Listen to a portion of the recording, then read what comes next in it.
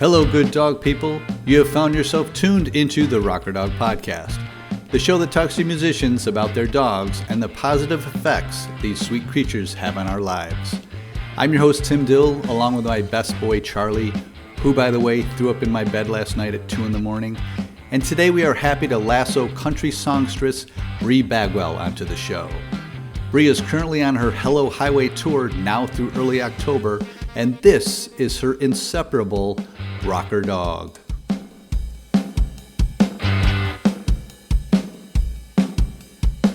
This is Whiskey. I think she's about 5 or 6 years old. I think she's Chihuahua Rat Terrier mix is what the vet thinks. But I want to get her tested. I don't know exactly what she is. Okay. She's a mystery. That'll be interesting to see. Is that something you're planning on doing? Is getting one of those dog DNA tests? Yeah, at first I was hearing like mixed reviews about which ones are good and if inconclusive or whatever, but I just haven't pulled the trigger. But maybe today's the day, so we can get it figured out. Interesting to hear. I get a lot of Chihuahuas on this show. Funny enough, a lot of musicians and Chihuahuas, which I think is just their portability, maybe, which we'll get into because I know she's a constant presence on tour with you. But before we get to that, what's the story behind? I understand you found her, right? I did. We were doing our van call southeast of Austin, and apparently there's according to the vet, a lot of dogs picked up in that area. But I had offered to drive to the gig because everyone was tired. So I said, I'll drive. This is the perfect place to look for stray dogs. And I turned the corner because I promised my mom I wouldn't get another dog unless I find one. That was my little caveat there. And then I turned the corner and she was in the middle of the road. And so I pulled over, I jumped out and I chased her for a while. And then eventually she just kind of cowered down and I was able to pick her up. And I first just chased her out of the highway because it was a busy highway, and a lady honked at me. And I flipped her off. I'm not that person, but I was like, I was so angry as a little dog in the middle of the road. So anyway, so then I finally caught her and picked her up, and then she had a plethora of problems at the time. She's good now, but heartworms and fleas, and it was cold outside and she was shaking. And so. Yeah. What time of year was this? It was in February, and it was like that night there was a freeze in Austin. So It was just really good timing. She hates the cold. She still hates the cold, but it breaks my heart to think she was out there, I bet. And what time of day? Was it midday, well lit? Yeah, 11 a.m. Well lit. And we just wrote a song, and it talks about it being at nighttime, but that's not entirely true. It was a daytime, and I was on the way to a show. So I had to just take her with me to the show.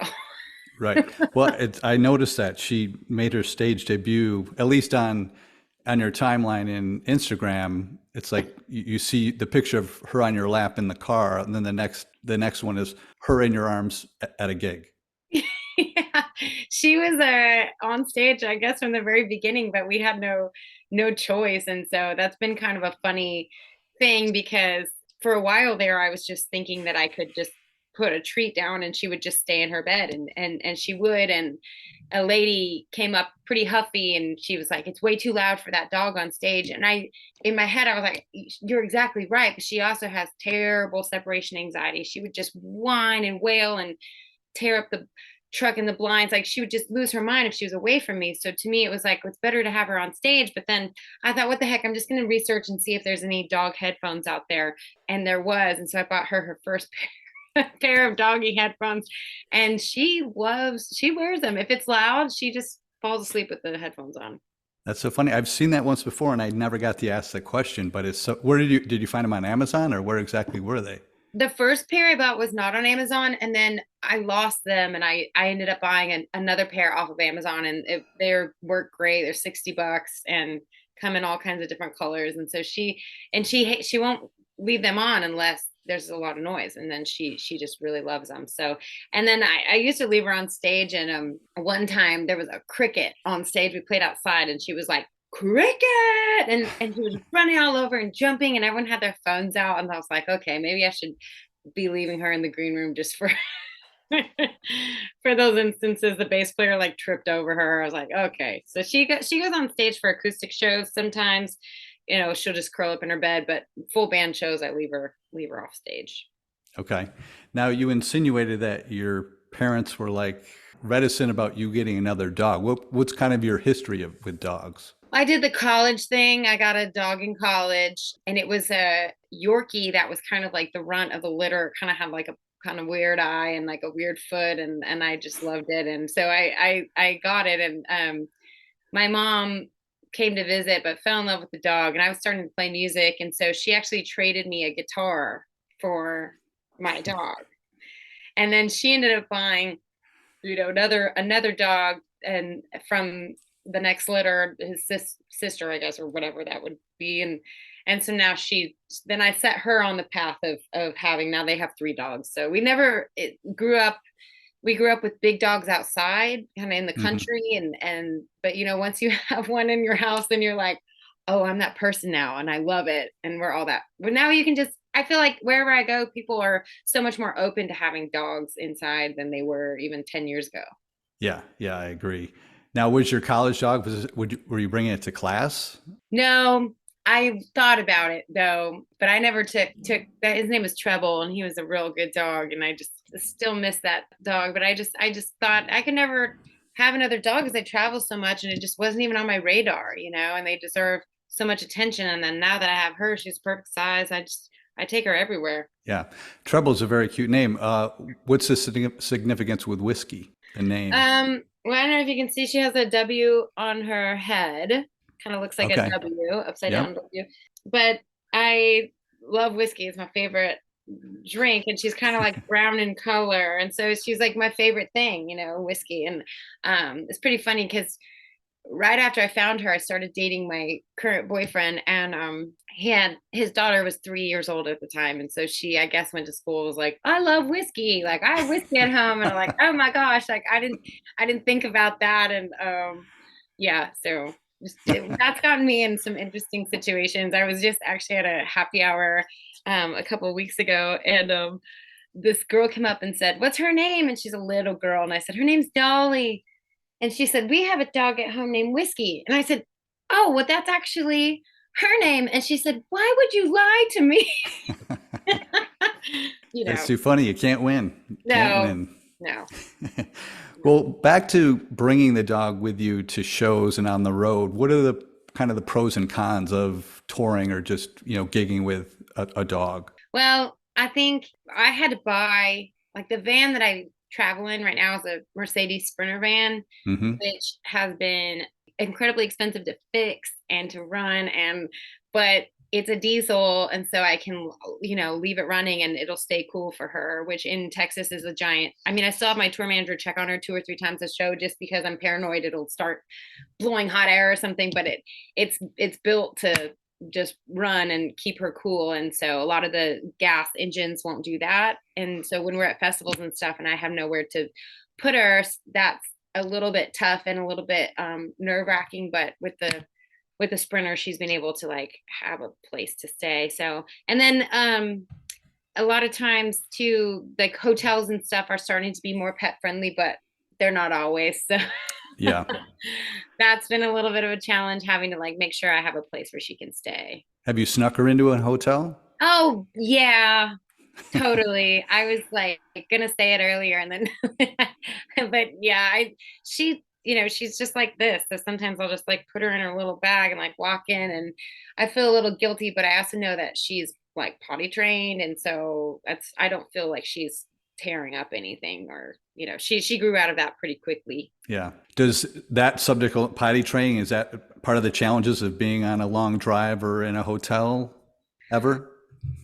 I got so lucky with her. She does not pee inside. She never has, and so I'm not even sure if she, because I would be a terrible dog trainer. Like I just got really lucky. But I don't even know if she'd been inside when I got her, because I put her down in my house and she was kind of walking around like, is this tile? Like, what is this for? And she just never has gone to the bathroom inside. So she sleeps. I mean, she'll sleep until I wake her up on the road. She has her little bed and her little space. And so I got really lucky. She's a once in a lifetime dog. I mean, it's crazy. Now, speaking of training, have you had her trained? No, she could use some training, but she's really good. She has a couple of bad habits, but I mean, for the most part, if she's with me, she's exactly like this, and she's just completely. There will be times where if she sees a dog that she can't get to, and she's like in my arms, she'll kind of bark or maybe even act like she's growling, but she never has any bad intentions. As soon as I put her down, she just wants to say hi. She just like has to say hi, and then she's like, "I'm good." But taking her to restaurants and stuff, I have to make sure she's not in my arms and she's on a leash, and then she'll just be friendly with everybody. And that's, in my arms, she gets very tough and protective. She Right. thinks she's protecting me, I guess. It's very cute. That's great. She's the bodyguard for the artist. Yeah. She has a security shirt. She does. Does she? Does she really? Oh yeah. That's Yeah. great. That's great. And I assume when you do bring her out on stage, she gets quite the reaction. Yeah, my tour manager usually lets her out the last song, which is pretty hilarious because I've never seen this happen. Obviously, I'm on stage, but the opening band was backstage in the green room, and they said she was sleeping the whole time. And as soon as I started playing the last song, she got up and stood by the door. She like knew, okay, this is my time. And he just opens the door, and she just runs to me, and then I pick her up, and then we say goodbye to the audience, and everyone's like, oh my gosh. And I joke because every time I go to the shows now, it's where's whiskey? Where's whiskey? Where's whiskey? She's quite a star. Yeah. Now, why is it that, what are the circumstances that you don't bring her? Oh, yeah, she doesn't love airplanes. She'll do it, but it's not her favorite. Or like the other night, I played outside, and it was just going to be hot in the middle of a rodeo arena, and it was only one night. And I have friends here in town that just like love her, and so sometimes if I feel like we just got back from a giant run, and so sometimes she just wants to stay home. Like I can tell, and it makes me sad. I'm like, okay, she just needs to stay here, so I'll leave her with my neighbors or my best friends. But she pretty much goes everywhere else. And how do you bring her to meet and greets? Yes, I do. And people get really excited to meet her. And I joked the other day, people used to bring me like gifts to meet and greet. Like I was like, nobody brings me things anymore. It's like dog bones. And I brought this to show you. Somebody brought her this pink cowboy hat. It was Oh my really God, that's cute. awesome. And so meet and greets have become kind of like a whiskey fest. I'm sure with or without her, people always maybe would invade your space, but with the dog too, I mean, are you ever reticent to be like, hold on a bit, or slow down, everybody? Yeah, I mean, I think like there was a girl that was drunk in the bar one night, and she like came up and grabbed her face, and was like, "Nah, da, da, da," and she of course meant no harm, but I wasn't paying attention. And I heard one of my band guys say like, "Hey, I wouldn't grab her face." And she did it again apparently, and she was like, "She bit my nose," and she was like threw a fit, and she wasn't bleeding or anything. It was maybe just a snip, but Yeah. I was talking to somebody, and so I just kind of have to keep that in mind that we're around a bunch of people with a lot of alcohol, and sometimes, you can't grab a rescue dog in the face. I know that. I feel like everybody knows that, but that's not always true. Yeah. Yeah. People still kind of lose, drop their guard or whatever. And yeah, she's still an animal. Yeah. Oh yeah, for sure. I mean, any dog size or shape, just getting in its face, even if you're not touching it. But I see on occasion, even with my relatives and my mom, with my dog, when they get a little too, not aggressive, but like, my dog loves to be rubbed all over and he loves his face, kind of through the nose. But I think when the eyes come involved, he starts to like show his teeth. And you're always like, and I'm always saying, do you see he's showing his teeth? And they'll be like, oh, okay. Right. Totally. And it's like people will say, "Oh, I'll just hold her while you're on stage," and it's when she can hear me and see me and not get to me, she will cry, and it's like it's this high pitched kind of annoying sound, and it's like, oh no, but you that's just not how this relationship works. I mean, I saved her. Like she has a very strong attachment to me. Yeah. And she's like, "There's my mom. I want to go get her. I want to go get her." And she won't stay with people physically. And I wish she would, because people offer to hold her all the time, but it's not in the cards. She looks like this, but it's because she's like right here.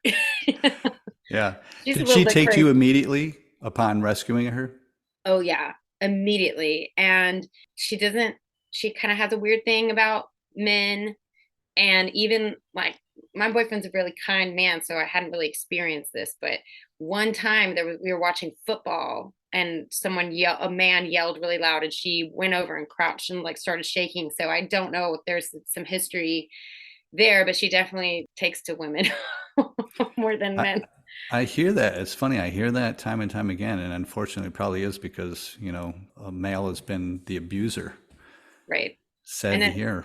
yeah, it's sad to hear. And she's always like this. And one time, a shorter guy in a cowboy hat, walked up to me at a kind of a rapid pace, but just a friendly guy. And she went crazy. And she's only done that 2 times in 6 years. So, and it was a guy that looked very similar. So she has had some sort of past abuse. I'm always like trying to get her to tell me what happened to you. Tell me. She's like, not the time or place, mom. Yeah.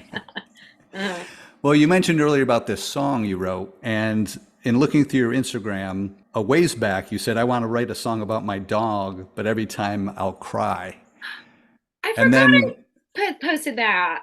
and then you wrote a song on National Rescue Day with Helene Cronin. I hope I'm saying that right. Yeah, And you say, perfect. it'll be a while before I sing it without sobbing. Yeah.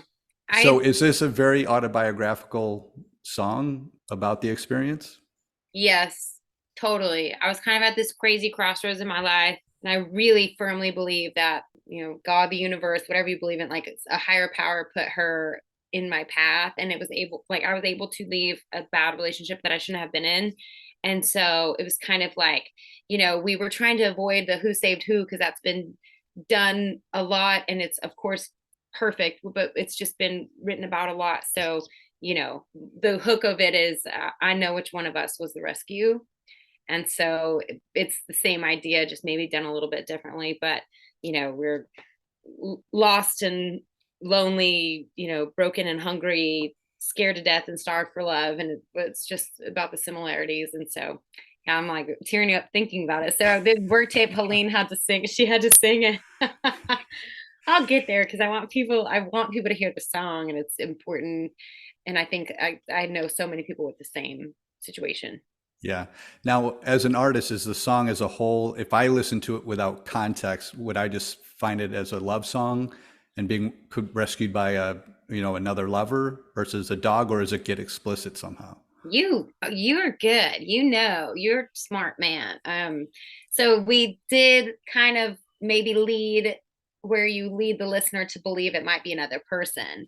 And then in the bridge, you kind of get a hint that it's a dog, and then in the bridge it's, went bought you a brand new, went out and bought you a collar and gave you a new name. And Okay.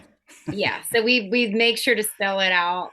But it's kind of fun because we had that in mind. We want people to think it's about a human for a while. Yeah. Well, there's another quote, when you said you wanted to write this song, but every time you'll cry, you wrote, I love her too much. It's unhealthy. Is that tongue in cheek?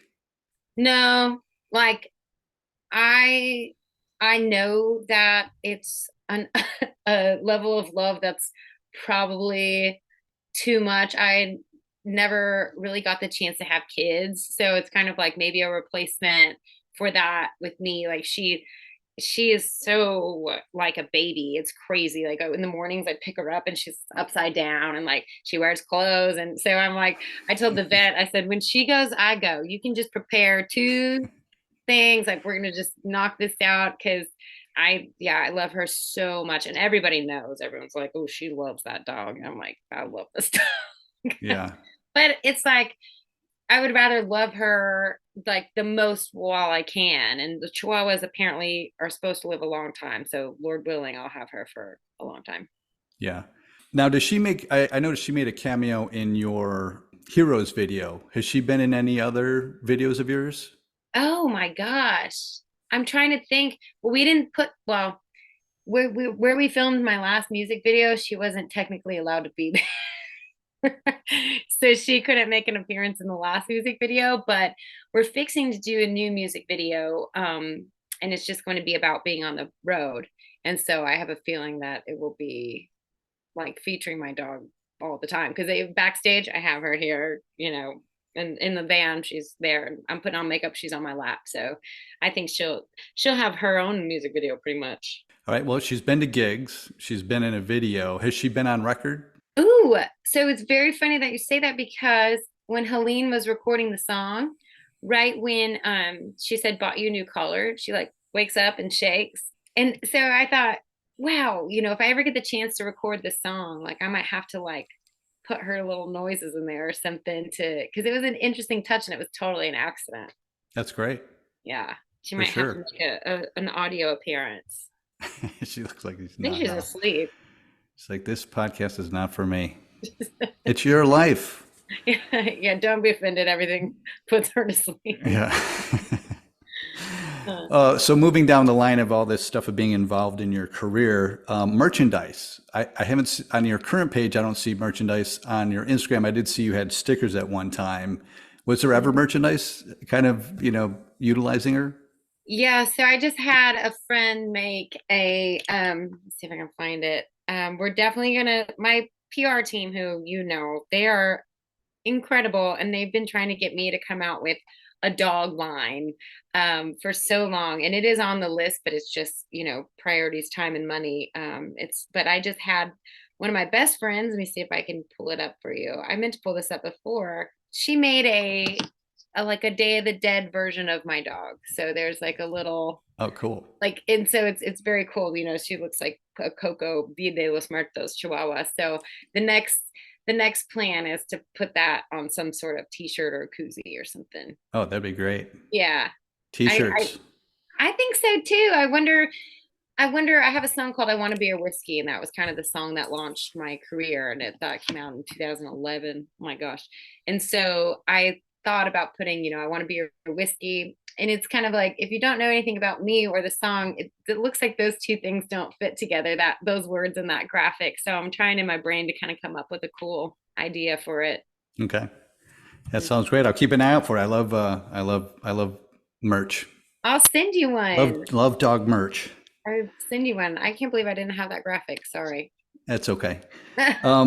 Before we wrap it up, there was one incident I saw online where she had her paw wrapped, and I think it was a nail tear. What was there drama behind that, or was it a simple thing that dogs do?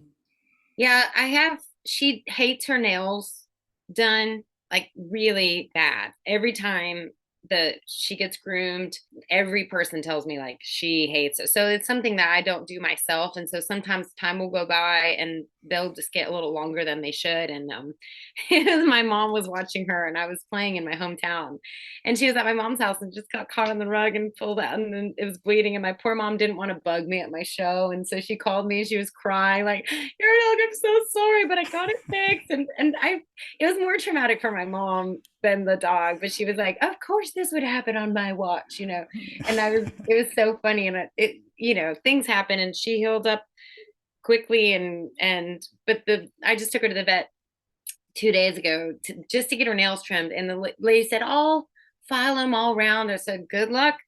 She's never let anyone do that, and she said, I got this." And then she came back, she goes, "Oh no, I don't got it." So she came back all bloodied. Right. So she's like real calm until she doesn't like her feet being touched, but It was just a nail issue, and all is well. Well, it's funny that you said your mom had such a reaction, because your mom knows that Whiskey's your girl, your baby. Yeah, she's my baby, and she loves going to visit Honey and Pop. So they have a grand dog, and that seems to be very common. A lot of my friends don't have kiddos either, and we're dog people, and it's just an interesting dynamic how things have changed. But careers, and we're just evaluating, do I have to get married? Do I have to have kids? Do I have to you can actually ask yourself those questions now, and it's very interesting. And then how much fulfillment you can get from the furry ones. Yeah, for sure. Hey, from my side of the fence, we agree with you 100%. Perfect. That just woke her up. Like, what? Oh yeah. Sorry.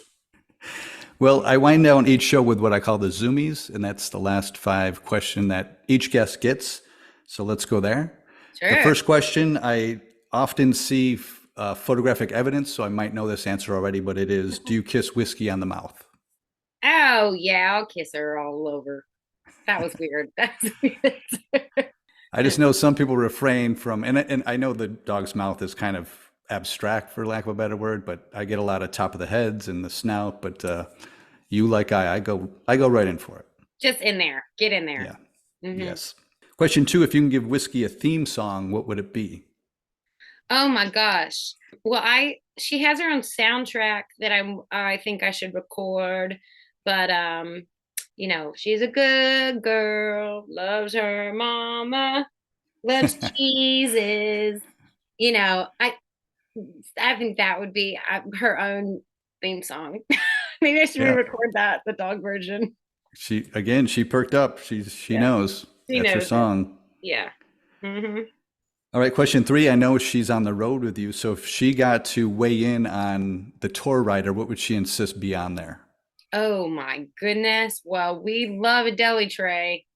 Because it's like you got your meat, you got your cheese, like maybe a little yogurt dip or something. It's a variety. She knows when she sees a deli tray that, and it's not even me, it's the band there. I'm like, who did you guys give her a bunch of cheese?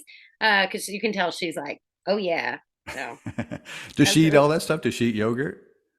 No, or like, I'll just give her a little like I gave her some sour cream off my finger the other day. I need to look at it. I just said that and I was like, oh boy, someone's gonna come after me and be like, you can't give your dog.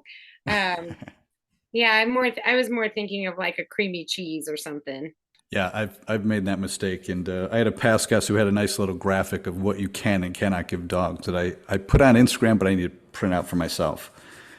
Right. It's too hard to say no to your dog. Totally. I know the basics. I know like no chocolate, no grapes. But then you can give her blueberries. What are the grapes and blueberries? I don't know. I Yeah. just try to err on the side of like, I read somewhere the other day you shouldn't give dogs bacon. Like, what? Oh. You know, whoops. Yeah. Yeah, I was gonna say I might have even done that this morning. Yeah, totally. Me too. All right, question four is: do you use a dog voice to speak to her, or give her a voice? And I will say you do have a video on how to speak dog. Yeah. Yeah. It's her own language. You just add a bunch of S's, you take some syllables out. So we say hers, hers is a good girl. And but then I said my tone is bad, hers is also a bad girl. So she doesn't know the difference in whether I tell her she's good or bad because it's the same voice. And then my boyfriend, he's so nice and he's just like, and he said, she's not ever as excited to see me. I said, it's because you don't talk to her and hers little voice. And so he jokingly did it one time and she was like, oh my gosh. So yeah, we have but I don't know if she has her own voice. Sometimes I'll say, she's like, nah, I don't care. She's kind of like, nah, whatever, I'm sleepy. That may be She's her sassy. thing. Yeah, a little sassy, a little like, I take it or leave it. I I just want to love go it. to sleep. I love her face. Look at that face. It's a cute face. Last but not least, is there a dog organization or service that you'd like to give a shout out to?